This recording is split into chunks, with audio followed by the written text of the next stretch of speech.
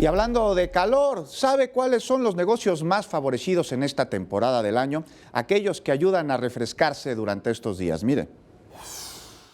Un promedio de 27 grados centígrados marca el termómetro en la Ciudad de México, y con el sol abrazando el pavimento, los capitalinos buscan la manera de refrescarse. La favorita son las paleterías y heladerías. Nuestra paleta especial, que es Conejo a la Luna, está hecha de rompope con un conejito de chocolate en el centro. Tenemos una que es Monstruo, come paletas, es una vainilla especial azul que hacemos, que tiene galleta de chispas de chocolate. Tenemos de alcohol, por ejemplo, vino tinto, mojito, cositas que nos gusta innovar. Existen más de 428,000 establecimientos registrados en el país.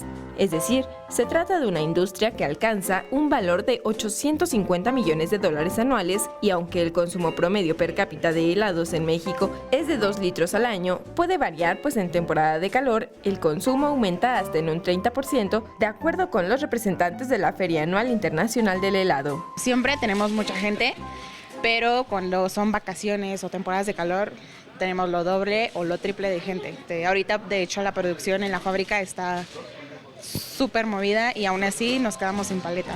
Así que si el calor lo asedia en esta temporada, recuerde que siempre existirá la opción de este postre congelado apto para todas las edades. Los niños, la que más se llevan pues es la de limón con panditas y las de agua, ¿no? Por ejemplo, mandarina, limón, grosella, cosas así. Pero pues también tenemos gente adulta que viene por las de nuez, nata, y pues jóvenes que vienen por la de rompope,